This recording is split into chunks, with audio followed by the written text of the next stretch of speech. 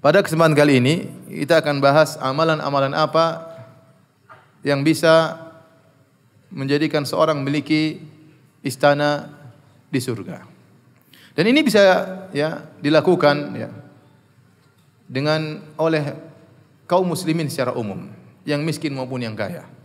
Yang kaya Allah kasih jalan, yang miskin juga Allah kasih jalan. Kalau kita bangun istana di dunia, tidak semua orang bisa bangun. Sudah hutang pun tidak bisa bangun istana. Ada sebagian orang miskin, saya punya istana. Istananya berapa? 3 kali 4, repot. Alhamdulillah dia merasa itu istana. Sebanyak orang tidak bisa bangun rumah dengan mewah. Banyak orang tidak bisa bangun rumah dengan megah. Sebagian ikhwan kita bangun rumah dengan gedek Kalau ada angin mungkin gedeknya terbang Tapi kalau bangun istana di surga, semua bisa. Yang penting mau. Yang penting apa? Mau. Di antara amalan-amalan tersebut, suruh maju. Sudah. Di antara amalan-amalan tersebut, yang pertama adalah dengan membangun masjid. Dengan membangun masjid. Makanya kita buat kajian di sini supaya antum menyumbang Kita to the point aja Nanti kalau saya sudah ceramah antum enggak nyumbang, jauh-jauh saya datang dari Jakarta ceramah antum enggak nyumbang, aduh. Gimana ini? Baik. Yang pertama hadis kata Nabi sallallahu alaihi wasallam, "Man bana lillahi masjidan, banallahu bihi baitan fil jannah." Barang siapa yang bangun masjid karena Allah, Allah akan bangunkan baginya rumah di surga. Saya ulangi, man bana lillahi masjidan, banallahu bihi baitan fil jannah. Barang siapa yang bangun masjid karena Allah, maka Allah akan bangunkan baginya rumah di surga. Taib. Ada beberapa poin yang kita akan bahas tentang hadis ini. Yang pertama, hadis ini hadis mutawatir. Bahkan para ulama dalam kitab-kitab mustalah hadis tatkala memberi contoh tentang mutawatir, ada dua, mutawatir lafzi dan mutawatir maknawi. Maka mereka memberi contoh mutawatir lafzi yang secara lafal, hadis ini di antaranya. Mutawatir maknawi contohnya lafalnya berbeda-beda tapi maknanya sama.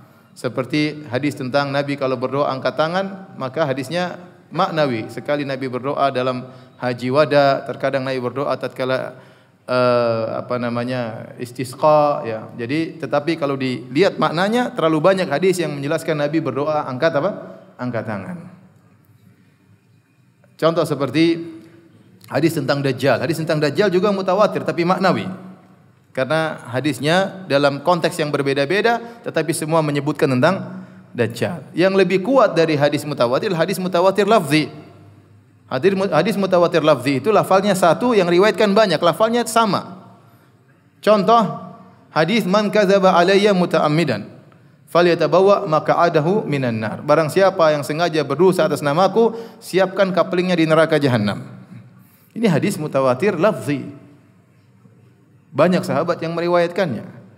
Di antara hadis yang kata para ulama mutawatir lafzi adalah hadis ini, man bana lillahi masjidan. Barang siapa yang bangun masjid karena Allah Subhanahu wa taala.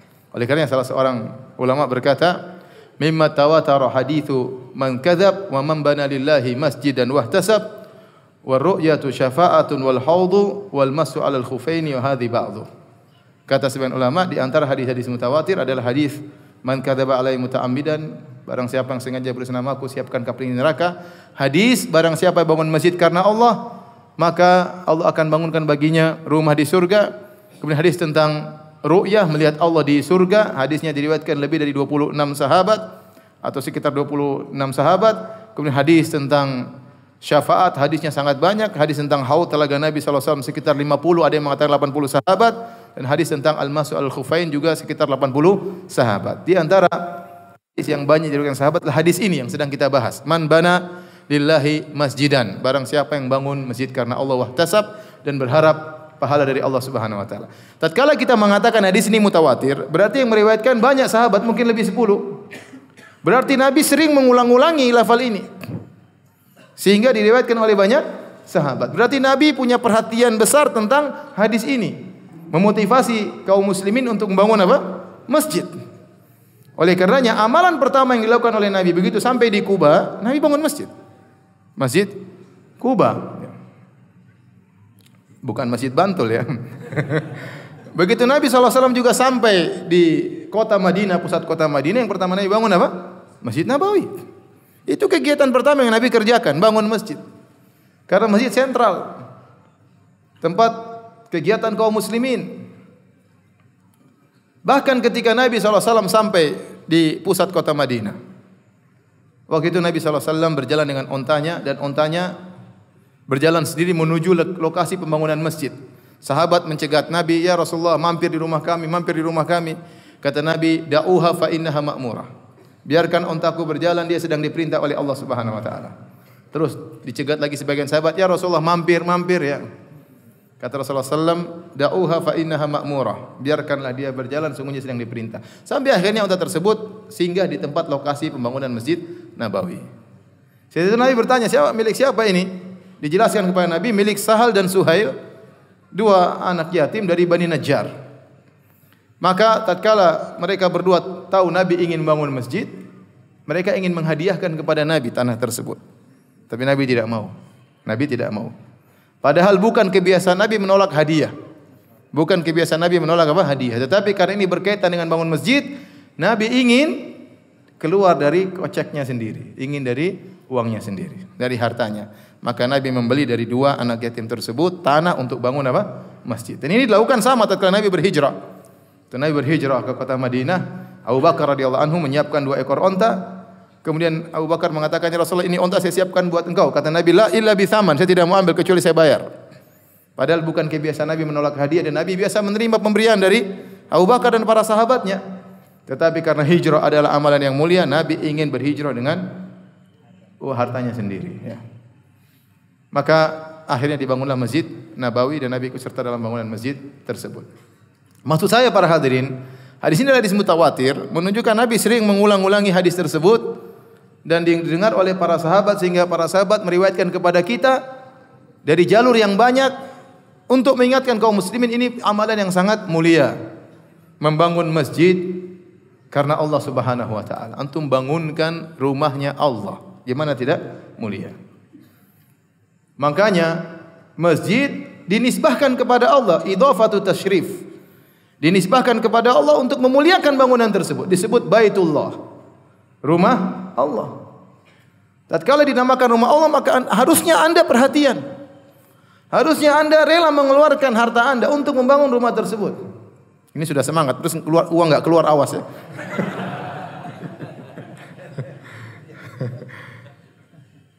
Rumah Allah ya akhi. Nanti bangun rumah Allah Subhanahu wa taala. Maka seorang harusnya tergugah. Ini adalah rumah yang dimuliakan oleh Allah, sampai Allah menyandarkan rumah tersebut kepada dirinya, Baitullah. Rumah Allah Subhanahu wa taala. Ini poin pertama berkaitan hadis ini. Yang kedua, hadirin hadirat yang dirahmati Allah Subhanahu wa taala. Allah Subhanahu wa taala, Nabi sallallahu alaihi wasallam mengatakan, "Man bana lillahi masjidan banallahu bihi baitan fil jannah." Barang siapa yang bangun masjid karena Allah, maka Allah akan bangunkan baginya rumah di surga. Perhatikan di sini rumah. Sebenarnya Allah mengatakan setiap kalimat rumah di surga jangan diartikan rumah, diartikan apa? Istana. Bayangin kita rumah istana. Tetapi semua rumah di surga pasti apa? Pasti istana. Pasti ada bidadarinya, enggak mungkin kosong. Kalau kita punya istana besar belum tentu ada isinya. Ya akhi, saya ke daerah sana, saya lihat orang rumah besar ya akhi. Lebih besar daripada masjid ini, mungkin 2 kali lebih besar dari ini. Tapi saya dibilang ustadz itu istrinya enggak ada, cerai. Kasihan. Rumah besar enggak ada isinya ya. Istrinya cerai. Kalau antum punya istana di surga, punya rumah di surga, sudah pasti ada apa? Isinya. Sudah pasti ada isinya. Oleh karenanya setiap kata rumah dalam hadis, maka maknanya adalah apa? Istana menurut ungkapan kita. Maknanya adalah istana. Ya. Hanya saja Allah mengatakan Baitullah dengan diganti dengan bait. Rumah Allah, rumah di surga. Tapi rumah itu pada hakikatnya adalah apa? Adalah istana. Makanya tatkala Nabi SAW menjelaskan tentang bangunan di surga, kata Nabi SAW, labinatun min dhahab, batanya dari emas, labidatun min fiddah, batanya dari perak. Kita aja bangun rumah sekarang mau pakai marmer, masya Allah kita sudah terpesona, itu baru marmer ya. Ada yang harganya sekian. Bagaimana kalau batanya, bukan marmernya, batanya dari apa? Dari emas, dari perak. Milatuha al-miskul adfar, ya, kemudian semennya terbuat dari misik, ya, kemudian hasba'uha lu'lu'u wal yaqut. Adapun kerikilnya adalah mutiara dan intan. Kemudian turbatuha za'faran, pasirnya, tanahnya terbuat dari za'faran. Ya, kita enggak bisa apa? Bayangkan indahnya istana tersebut. Dan Allah Subhanahu wa taala Maha Syakur, Maha membalas kebajikan seseorang. Dia hanya bangun masjid yang mungkin tidak terlalu mewah, rumah istana yang abadi dengan sifatnya demikian, sudah ada isinya. Maka kalau kita punya harta, jangan ragu-ragu untuk membangun rumah Allah Subhanahu wa taala. Jadi poin kedua yang saya sampaikan di sini, makna baitan maksudnya apa? Istana. Kemudian bagaimana kita bisa meraih istana tersebut? Kata Nabi sallallahu alaihi wasallam, "Man bana masjidan lillah." Barang siapa yang membangun masjid. Maka para ulama membahas tentang apa maknanya membangun, ya. Ada yang mengatakan harus ada bangunannya. Ya, ada yang mengatakan yang penting buat tempat salat, ya. Bahkan meskipun bangunannya sangat sederhana. Ya, oleh karena datang dalam berbagai riwayat, saya bacakan riwayatnya, di antaranya kata Nabi sallallahu alaihi wasallam, "Man bana masjidan." Barang siapa yang bangun masjid, nakirah dalam konteks syarat. Masjidan nakir dalam konteks syarat, man bana. Barang siapa yang bangun masjid, maka sini umum. Yang penting masjid. Tidak disebutkan besar atau kecil. Yang penting apa? Masjid. Allah tidak bersyaratkan barang siapa bangun masjid ukurnya sekian kali sekian, enggak. Bebas. Yang penting masjid bisa digunakan untuk salat. Dalam riwayat saghiran atau kabiran, ada penekanan, kecil atau besar, bahkan dalam sebagian riwayat. Bahkan dalam sebagian riwayat, walau kamafhasi qatatin, meskipun seukuran tempat bertelurnya burung qatat. Burung qatat ini adalah burung yang ada di padang pasir, ukurannya seperti burung merpati. Ukurannya seperti burung merpati. Kalau dia ingin bertelur, maka dia pergi ke tanah, maka dia menggali-gali untuk bertelurnya. Nah, ukuran dia untuk bertelur kan kecil. Telurnya memang telur segini palingnya. Ya. Bukan telur segini, enggak, telur segini. Burung tersebut bertelur dengan membutuhkan lokasi yang kecil untuk bertelur. Kata Nabi, barang siapa yang bangun masjid meskipun seukuran tempat telur burung tersebut. Maka para ulama mensikapi hadis ini, apa maksudnya seukuran tempat bertelur burung tersebut? Tentunya tidak mungkin ada masjid kecil segitu. Ada yang mengatakan ini mubalaghah, ya, hiperbola dari Nabi sallallahu alaihi wasallam agar orang semangat bahwasanya masjid yang penting bisa pakai salat. Seandainya masjid sekecil itu bisa dipakai salat, dia akan dikasih istana di surga. Tentunya tidak ada masjid sekecil itu. Pendapat yang lain mengatakan maksudnya, ya, ini adalah isyarat agar perlu berta'awun dalam membangun masjid. Kalau engkau tidak mampu bangun masjid sendirian, maka kau boleh bekerja sama dengan kaum muslimin yang lainnya untuk bangun masjid meskipun sahammu cuma segitu. Meskipun sahammu cuma segitu. Ya. Sehingga tentu tidak sama dengan orang bangun masjid sendirian, tentu tidak sama. Allah Maha Adil, ya. Tetapi kalau kita punya niat yang tulus, meskipun kita hanya kasih saham sedikit, maka kita akan dibangunkan istana oleh Allah Subhanahu wa taala di surga sesuai dengan kadar apa yang kita berikan. Dan betapa banyak niat yang tulus menjadikan suatu menjadi besar. Rubba amalin saghirin tu'adzimuhun niyyah. Betapa banyak amalan yang kecil, kata seorang salaf kalau tidak salah Ibnu Barak, menjadi besar di sisi Allah gara-gara niat yang tulus. Ada yang mengatakan maksudnya walau kamafhasi qatatin, maksudnya seandainya masjid tersebut sudah ada dan butuh pelebaran, meskipun hanya sekedar ukuran begitu dia memberi saham, maka dia akan dibangunkan istana di surga. Dari sini para hadirin dan hadirat yang rahmati Allah Subhanahu wa taala, bangun masjid menunjukkan tidak harus kita bangun sendiri. Kalau bisa bangun sendiri alhamdulillah. Punya uang kita bangun sendiri. Kalau enggak semampunya. Ya, semampunya. Bagi-bagi, misalnya saya 1 meter ke 1 meter, saya 1 senti kalau 1 senti misalnya. Enggak apa-apa, Allah Maha tahu, yang penting ente tulus. Dan ini amal jariah bagi antum. Amal jariah bagi antum. Maka dia akan mendapatkan pahala, pertama pahala membangun masjid, masing-masing sesuai dengan sahamnya. Yang kedua, pahala berta'awun alal birri wa taqwa. Dia bekerja sama untuk bangun apa? Masjid. Kalau antum tidak mulai, masjid enggak terbangun. Sekarang mau cari donatur yang langsung bangun masjid, berapa M? Susah. Apalagi lagi krisis.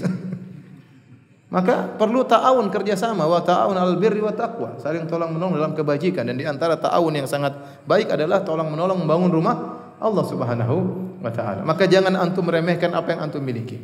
Ya, yang penting antum tulus tatkala menyumbang untuk membangun masjid.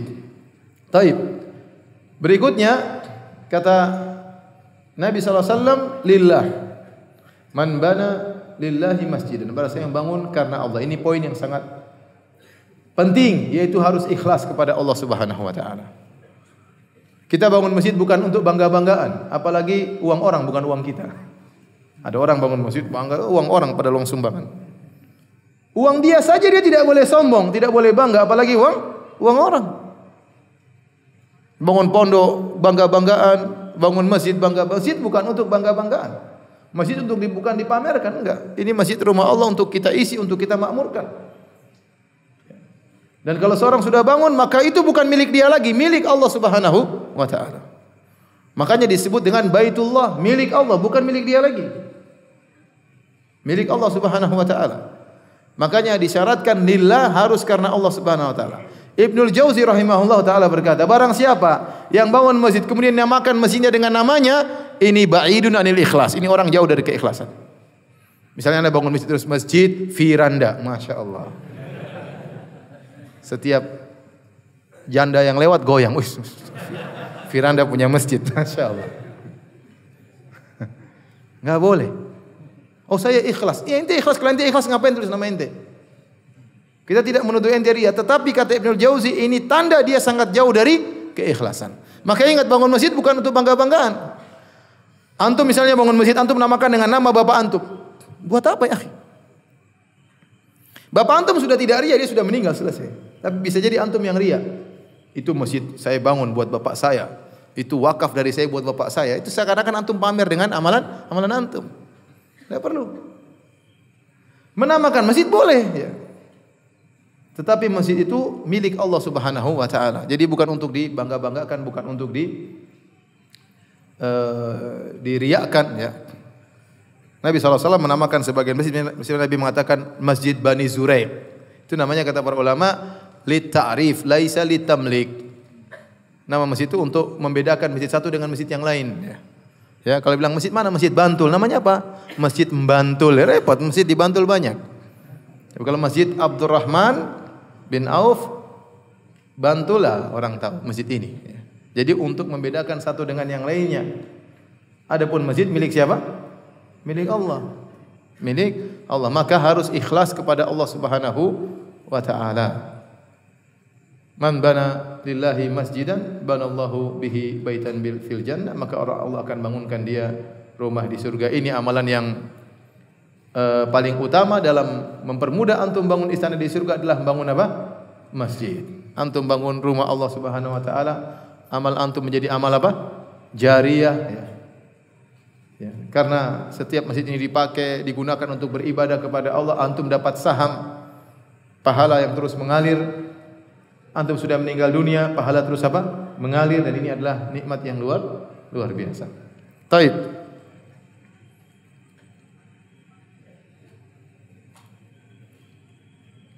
Hadirin yang dirahmati Allah Subhanahu wa taala. Ini bagi orang yang punya duit, ya. Dia bisa membangun istana dengan membangun masjid karena Allah Subhanahu wa taala. Nah, Ustaz, bagaimana orang yang tidak punya duit? Duitnya pas-pasan atau kekurangan atau bahkan tidak punya uang sama sekali, bahkan miskin, fuqara. Maka Allah masih membuka jalan-jalan lain untuk bisa membangun istana di surga. Di antaranya ada hadis-hadis yang menunjukkan tentang amalan-amalan yang bisa memasukkan seorang dalam surga. Contohnya, salat 12 rakaat, ya.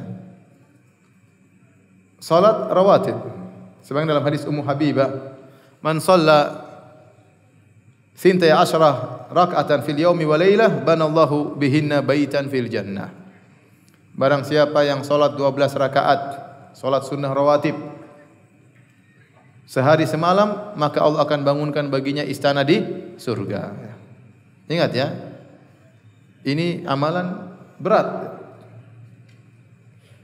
Tapi kalau antum ingin bangun istana di surga, di antaranya ini. Apa 12 rakaat tersebut? Arba'an qabla zuhur. 4 rakaat sebelum apa?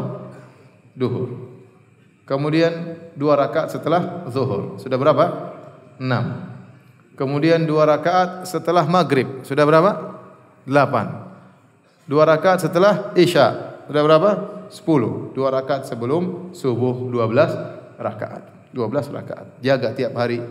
Kecuali antum bersafar. Kalau tidak bersafar, berusaha. Bahkan begitu pentingnya menjaga salat sunnah rawatib. Salat rawatib boleh diqadha, enggak ada masalah. Antum tidak bisa salat 4 rakaat sebelum zuhur, antum bisa qadha 2, ternyata sudah qomat, 2-nya setelah salat enggak ada masalah. Ya. Antum tidak bisa salat ba'diyah maghrib karena ada kesibukan sehingga harus dikerjakan setelah isya, enggak ada masalah. Nabi pernah mengqadha salat rawatib. Jadi seorang berusaha menjaga salat rawatib. Dan ini saya ingatkan, hadis ini diriwayatkan oleh Ummu Habibah, istri Nabi sallallahu alaihi wasallam. Dia berkata, saya tidak meninggalkan salat ini setelah mendengar dari Nabi sallallahu alaihi wasallam.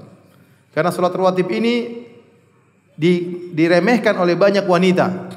Kalau bapak ke masjid, insya Allah mereka salat rawatib. Kondisi mendukung mereka untuk salat rawatib. Datang ke masjid sebelum qomat salat 2 rakaat. Kemudian suasana mendukung karena kita melihat orang banyak salat, kita termotivasi. Bapak lebih mudah salat rawatib. Ibu-ibu susah. Di rumah nonton sinetron. Mau qobliyah ba'diyah. Salatnya cepat-cepat supaya nyambung lagi sinetronnya. Jangan seperti itu. Ini hadis yang riwayatkan ibu rumah tangga Ummu Habibah radhiyallahu taala anha. Maka wanita lebih utama memperhatikan hadis, memperhatikan tentang hal ini. Ya, jadi jangan lupa dia biasakan kalau dia bisa semangat begitu dengar azan segera dia salat apa? Qobliyah. Dan tidak mengapa meskipun kalau dia salat duhur misalnya jam 2:30 tetap qobliyah. Setelah itu salat duhur, setelah ba'diyah enggak ada masalah ya. Enggak ada masalah. Taib, ini amalan yang kedua yang bisa membantu seorang untuk bangun istana di surga adalah memperbiasakan diri untuk salat 12 rakaat sehari semalam. Oleh karena ibu dirahmati Allah Subhanahu wa taala, di antara kita tidak semuanya kaya raya.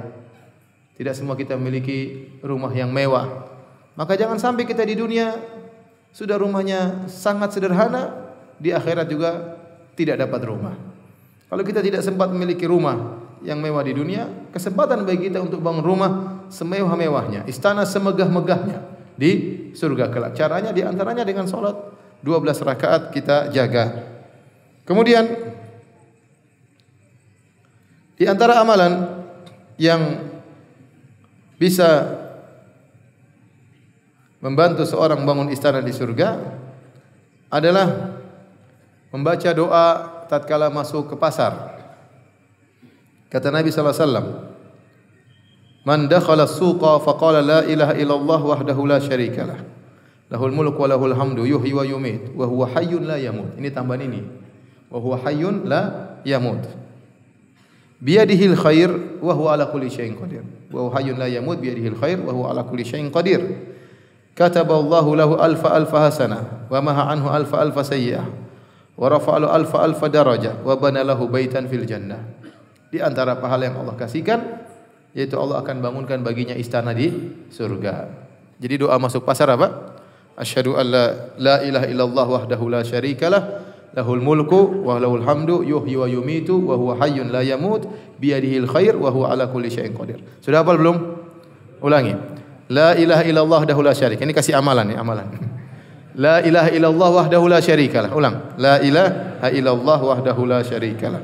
Lahul mulku wa lahul hamdu. Yuhyi wa yumit. Ulang. La ilaha illallah wahdahu la syarikalah. Lahul mulku wa lahul hamdu yuhyi wa yumit. Ulang. Yuhyi wa yumit. Wa huwa hayyun la yamut biyadihil khair. Wa huwa hayyun la yamut biyadihil khair. Ulang. Wa huwa hayyun la yamut biyadihil khair. Wa huwa hayyun la yamut biyadihil khair. Coba ulang lagi dari awal. La ilaha illallah wahdahu la syarikalah. Lahul mulku wa lahul hamdu yuhyi wa yumit wa huwa hayyun la yamut biyadihil khair. Wa huwa ala kulli syai'in qadir. Wa huwa ala kulli syai'in qadir. Sudah hafal? Kita ulang dari awal. La ilaha illallah wahdahu la syarikalah. Lahul mulku wa lahul hamdu yuhyi wa yumit wa huwa hayyun la yamut biyadihil khair wa huwa ala kulli syai'in qadir. Maka akan dibangunkan baginya istana di surga. Mudah atau tidak? Mudah. Antum kan sering masuk pasar ya. Di pasar banyak setan ya. Di mall banyak setan, banyak makhluk halus. Banyak godaan, banyak penipuan, banyak syahwat, banyak aurat terbuka, banyak orang bersumpah palsu ya. Maka antum berdoa kepada Allah. Tatkala masuk tempat yang penuh dengan godaan tersebut. Ya, maka ini di antara amalan yang memudahkan kita untuk bisa dibangunkan istana di surga. Kok gampang Ustaz? Ya sudahlah, ente jangan protes sama Allah. Allah mau kasih ente jangan protes.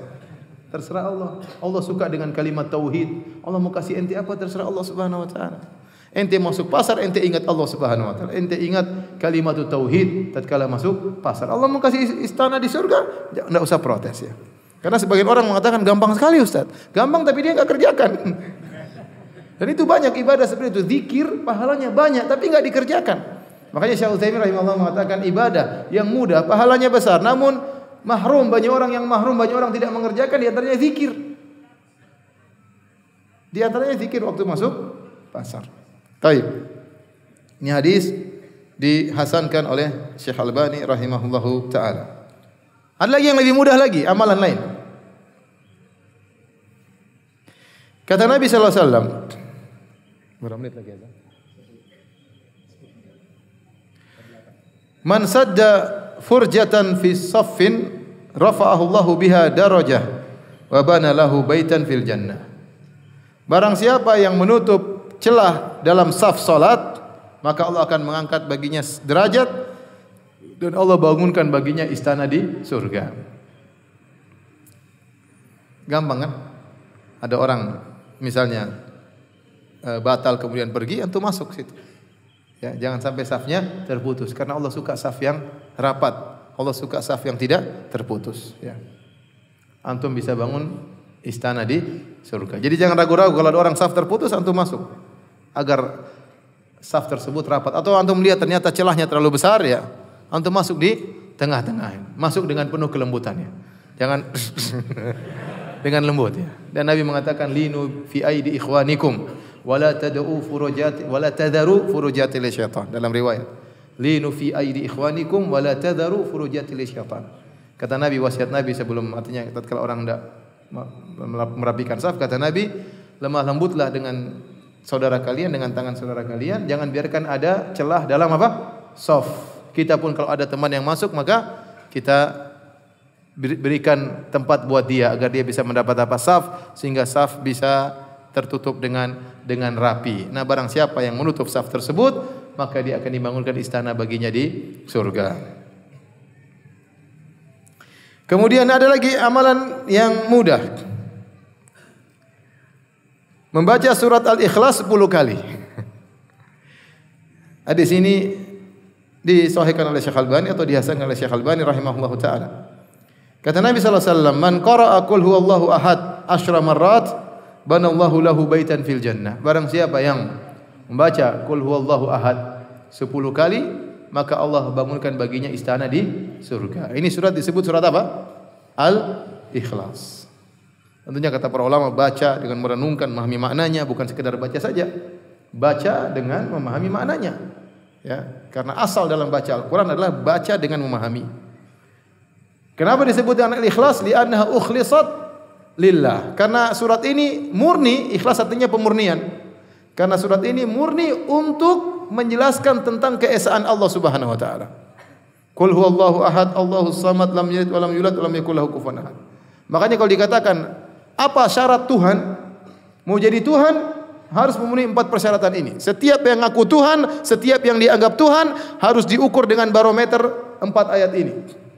Kalau bisa memenuhi barometer ini, maka dia berhak menjadi Tuhan. Kalau tidak, tidak bisa jadi Tuhan. Qul huwallahu ahad. Allah Maha Esa. Tuhan harus esa. Kalau Tuhan tidak esa, tidak bisa jadi Tuhan. Saya kemarin ketemu dengan seorang Cina Nasrani masuk Islam. Mu'alaf. Waktu iktikaf. Saya tanya, antum kenapa masuk Islam? Dia datang mengeluh, dia bilang, Ustaz, saya ini mu'alaf, baru aja mu'alaf. Setiap saya ngelamar ditolak, enggak ada yang percaya dengan iman saya. Nanti baru masuk Islam, jangan-jangan nanti murtad lagi. Jadi dia ditolak terus, kasihan juga ya. Terus saya bilang itu nanti ada panitia yang ngurus ya. Jangan saya ya. Tapi saya tanya, antum kok bisa masuk Islam? Dia bilang, Ustaz, saya itu mikir ya, kalau Tuhan tiga, kita aja kalau ada masalah kita rapat, kadang diskusi, kadang kalau Tuhan tiga, bukankah mereka diskusi Ustaz? Sementara permasalahan di dunia banyak harus diputuskan segera. Kalau Tuhan tiga nanti ini, pendapat ini, akhirnya itu di antara hal yang membuat dia meninggalkan agama tersebut. Sederhana. Allah kasih hidayah dari dia, cuma dia mikir Tuhan kok tiga. Gimana kalau kita di dunia saja diskusi setengah mati, ini Tuhan diskusi ya. Kapan ngumpulnya? Rapatnya kapan? Meetingnya belum tentu ketemu. Terus masalah terlalu banyak ya. Intinya Tuhan harus satu. Kalau Tuhan dua, tiga, ya dia bukan Tuhan. Berarti dia butuh dengan yang lain, bukan Tuhan. Tuhan harusnya tidak demikian. Tuhan harus esa. Ini syarat pertama. Syarat kedua, qul huwallahu ahad, Allahus samad, yaitu Tuhan yang semuanya membutuhkan Allah dan Allah tidak membutuhkan kepada yang lainnya. Tuhan tidak boleh membutuhkan siapapun. Kalau dia butuh kepada siapa selain dia, maka dia bukan Tuhan. Maka dia bukan Tuhan. Nah, ini syarat kedua. Maka terlalu banyak yang dianggap Tuhan sudah gugur pada syarat yang kedua. Yang ketiga, lam yalid wa lam yulad. Tuhan tersebut tidak melahirkan dan juga tidak dilahirkan. Kalau dia dilahirkan berarti dia belum dulu tidak ada. Kemudian dia dilahirkan. Kalau dia melahirkan, maka yang dilahirkan akan sama dengan dia. Kembali kepada syarat pertama, harus tunggal, harus esa. Kalau dia melahirkan, pasti yang dilahirkan mirip dengan dia. Karena anak mirip dengan bapaknya. Makanya kata Allah, qul in kana lirrahmani waladun fa ana awwalul abidin. Seandainya Allah punya anak, saya yang pertama akan ibadah dengan anak tersebut. Karena kelaziman dari anak mirip dengan apa? Bapaknya.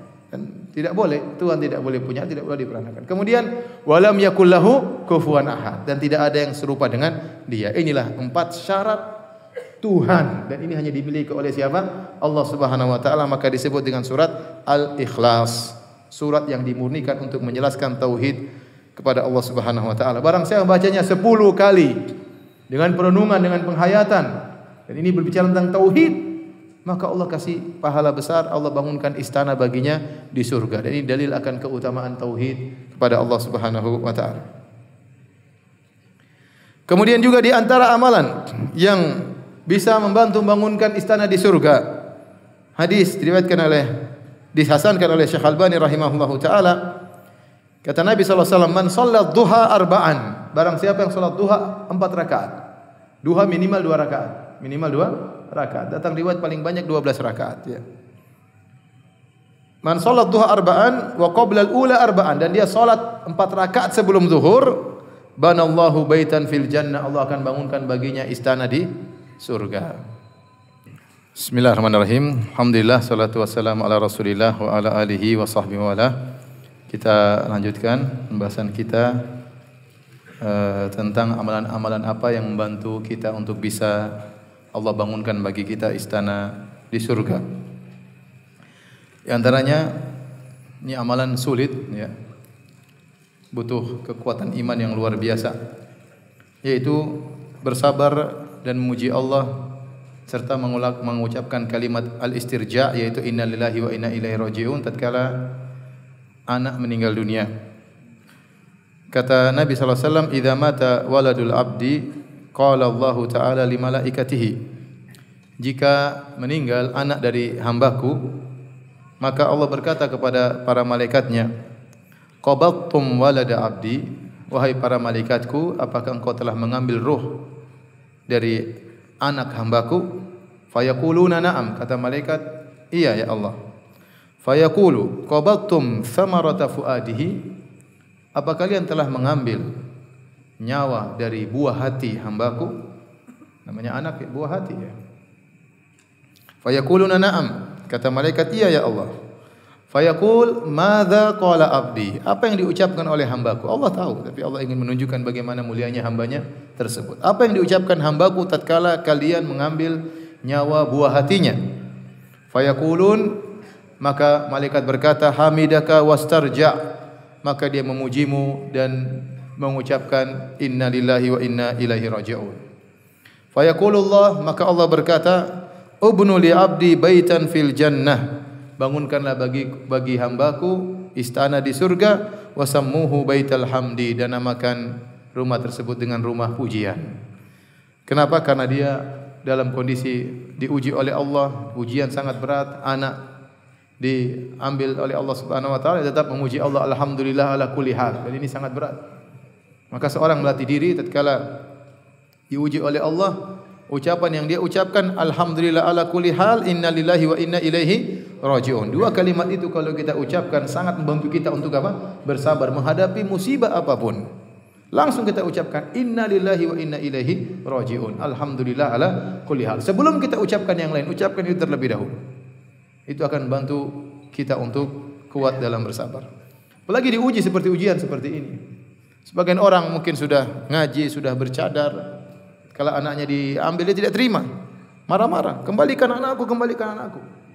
Terutama ibu-ibu, bapak mungkin kuat, tapi ibu banyak di antara mereka yang tidak kuat tatkala diuji dengan ujian seperti ini. Dia mengikuti hawa nafsunya, dia lupa untuk bersabar di jalan Allah Subhanahu wa taala. Kalau dia bersabar, syaratnya bersabar memuji Allah, dia akan dibangunkan istana di surga. Tapi ini memang berat. Tapi kita harus ingat, di antara hal yang bantu kita dibangunkan oleh Allah istana di surga adalah memuji Allah dan istirja tatkala anak kita diambil oleh Allah Subhanahu wa taala. Kemudian di antara hal yang membantu kita untuk bisa dibangunkan istana di surga, meninggalkan perdebatan meskipun kita yang benar, meskipun kita yang benar.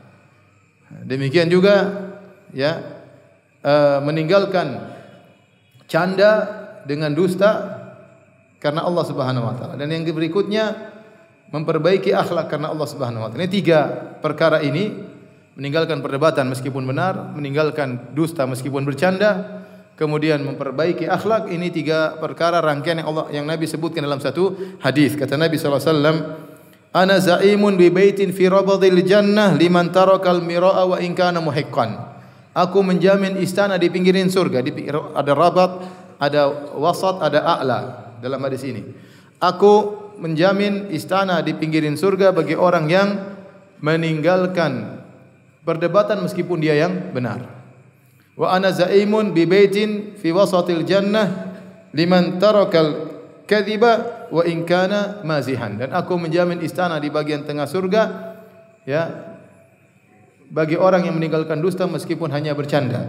Wa ana za'imun bi baitin fi a'lal jannah liman hassana khuluquhu. Dan aku menjamin istana di bagian atas surga bagi orang yang memperindah akhlak. Ini tiga perkara. Yang pertama, tarkul mira' wa in kana 'alal haq, meninggalkan perdebatan meskipun di atas kebenaran. Perdebatan yang terkadang kita sering dengan saudara kita, debat kusir, tidak ada faedahnya, hanya sekedar menunjukkan ego. Kita tahu dia yang salah, kita yang benar. Ya sudah, enggak usah dilanjutkan. Ini bukan masalah sunnah dan bid'ah, bukan masalah hak dan batil, bukan. Ya hanya sekedar ada permasalahan, mungkin dalam pertemuan, dalam perkumpulan, dalam yayasan, dalam banyak hal yang mungkin ada rawan untuk berdebat dalam masalah dunia. Udahlah, ngapain kita teruskan? Kita hanya ingin menunjukkan kita yang benar, dia akhirnya ngaku salah, tapi terserah itu ribut, apa faedahnya? Hanya menunjukkan kita benar, dia salah, setelah itu tidak kembali lagi ya tali persaudaraan yang pernah kita rajut selama ini. Betapa banyak gara-gara orang hanya memperdepankan egonya, memenangkan egonya, maka mungkin persaudaraan yang sudah bertahun-tahun akhirnya putus gara-gara egonya tatkala itu. Maka ingat hadis ini, barang siapa yang meninggalkan perdebatan meskipun dia benar, maka Allah bangunkan baginya istananya di pinggiran surga. Ingat, istananya sudah ada isinya ya. Istana sudah ada apa? Isinya. Isinya apa sih? Bidadari. Berapa bidadarinya?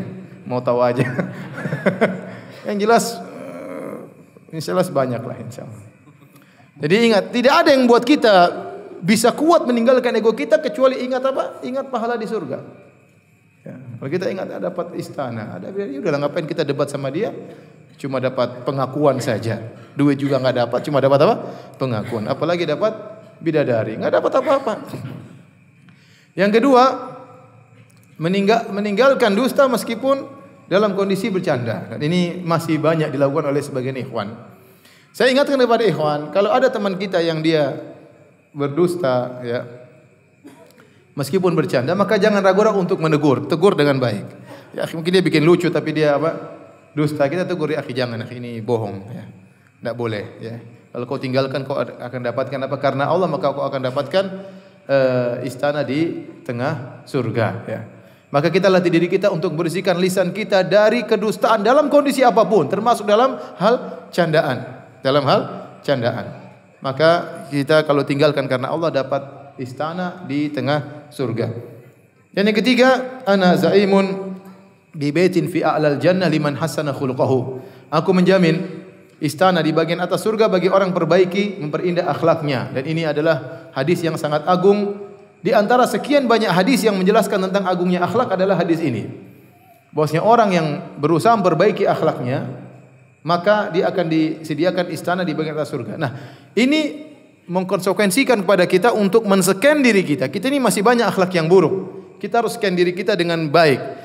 Kebanyakan kita mampu men-scan orang. Kita scanning orang, oh orang ini pelit, orang ini sombong, orang ini begini, orang ini matanya jelalatan, orang ini gini.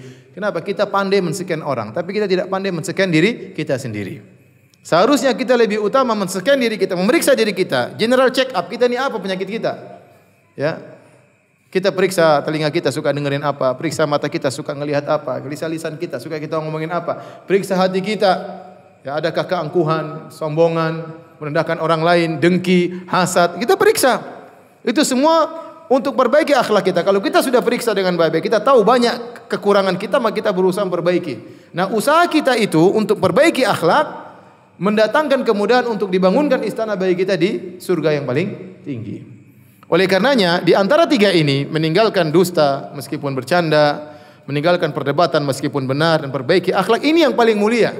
Karena yang pertama kata Nabi, aku jamin istana di pinggiran surga. Yang kedua, aku jamin istana di tengah surga. Yang ketiga, aku jamin istana di atas surga. Dan ini dalil bahwasanya akhlak bisa dirubah. Kalau antum pelit, antum sadar antum pelit, ya, maka antum bisa berubah menjadi dermawan. Caranya dilatih. Kalau antum pelit, antum bisa melatih diri. Ya.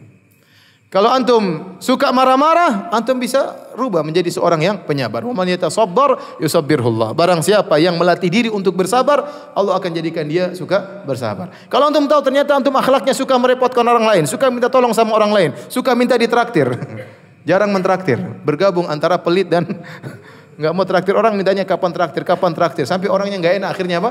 Traktir ente, ya. Maka Nabi SAW menganjurkan barang siapa yang berusaha, wa man istaghna yughnihillah. Barang siapa berusaha untuk merasa cukup, Allah akan buat dia merasa apa? Akan buat dia cukup. Ini jadi maksud saya akhlak bisa dirubah. Sebagian penjelasan ulama, akhlak ada dua, ada akhlak jibili dan akhlak muktasabah. Akhlak jibili yaitu yang dari sananya, seperti hadis Al-Ashaj Abdul Qais. Kata Nabi SAW, inna fika la khaslatain yuhibbahumullah. Sungguhnya pada dirimu ada dua perangai yang Allah mencintainya. Maka dia berkata, ya Rasulullah, hal jabalani Allahu alaihima am atakhallaqu bihima. Ya Rasulullah, apakah dua perangai ini, dua akhlak ini dari sananya Allah kasih saya, atau saya yang memperjuangkannya sehingga saya memiliki dua akhlak ini, yaitu al-hilm wal anah, ya bersabar dan tidak tergesa-gesa, tidak kerasa gerusu. Maka Nabi berkata, bal jabalakallahu alaihima. Allah membuat engkau berakhlak itu dari awalnya. Ada orang seperti itu. Dari awalnya memang penyabar, ya. Ya, seperti orang Jogja, ya. Sabar, dimaki-maki diam aja. Sabar, ya. Tidak mudah meledak-ledak, tidak mudah emosi. Ada orang seperti dari sananya, ya. Ya, ini Masya Allah, ini anugerah dari Allah Subhanahu wa ta'ala. Ada orang dari sananya dermawan. Dia tinggal dalam keluarga yang dermawan, bapaknya dermawan, ibunya dermawan, dia pun dermawan, mudah memberikan bantu orang, ringan tangan, ya, mudah murah senyum sama orang. Dari sananya seperti itu, dia tumbuh dalam keluarga yang berakhlak mulia. Ya, dari sananya sudah demikian. Ya, ini anugerah dari Allah Subhanahu wa taala. Ada orang yang tidak demikian, dia pemarah, kalau ngomong marah-marah, teriak-teriak, sombong, angkuh. Tatkala dia sadar dia akhlaknya demikian, dia ingin merubah, maka dia akan dapat pahala demikian. Dan dia berdoa kepada Allah Subhanahu wa taala, Allahumma kama ahsanta khalqi fahasin khuluqi. Ya Allah, Engkau telah mengindahkan rupaku, maka indahkanlah perangaiku.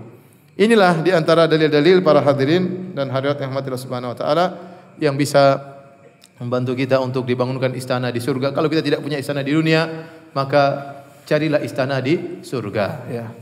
Kalau antum sudah punya istana di dunia, maka jangan lupa untuk membangun istana di surga. Ya. Wallahu ta'ala alam bisawab.